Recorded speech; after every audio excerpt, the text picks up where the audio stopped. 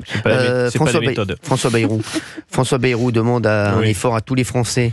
Alors on va écouter ce qu'il a dit et vous nous appelez 01 80 20 39 21. On va prendre beaucoup d'auditeurs là-dessus parce que c'est vrai que ça commence à faire beaucoup pour les Français quand même. Alors écoutez ce qu'il a dit.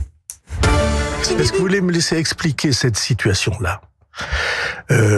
Donc je dis, le gouvernement va proposer aux Français un plan de retour à l'équilibre des finances publiques, et ce plan de retour à l'équilibre des finances publiques, il va demander un effort à tous les Français, le plus juste possible, mais un effort suffisant pour que la France sorte de cette situation dans laquelle on est montré du doigt et qu'on a laissé grandir au travers du temps. Alors, il va demander donc un effort à tous les Français, Gauthier Lebret.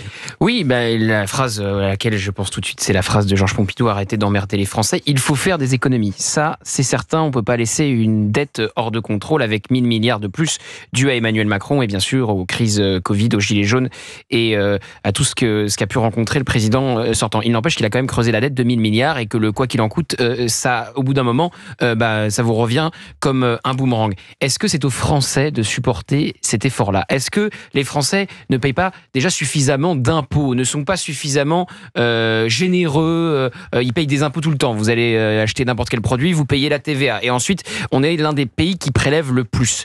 Donc, il y a des choses à faire. Déjà, c'est marrant qu'il ne demande pas un effort à l'État, à cet État qui nous coûte beaucoup trop cher, à ce qu'on appelle le millefeuille territorial. C'est-à-dire que entre le président et le maire, il y a beaucoup trop d'étapes et tout ça coûte un pognon de dingue, pour reprendre les mots d'Emmanuel Macron. Donc des économies, il y en a, mais ça demande sans doute plus de courage que de demander une nouvelle fois un effort aux Français. Et au bout d'un moment, il y a les Français, ils voudront plus faire d'efforts. Voilà, ça suffit. Ça suffit. Quand vous n'avez pas un entrepreneur qui ne se plaint pas en disant on m'empêche de travailler, on m'empêche de gagner de l'argent, on m'empêche d'employer d'autres personnes parce que le coût du travail est beaucoup trop élevé en France. Voilà, je pense que l'effort aux Français, les Français font beaucoup d'efforts et qu'il est temps de demander des efforts à l'État qui vit bien largement au-dessus de ses moyens. Exactement, Gauthier Lebret. Olivier d'Artigol. L'équation budgétaire consiste à aller chercher 40 milliards pour l'automne prochain, à la fois sur le budget de l'État et sur le budget de la sécurité sociale.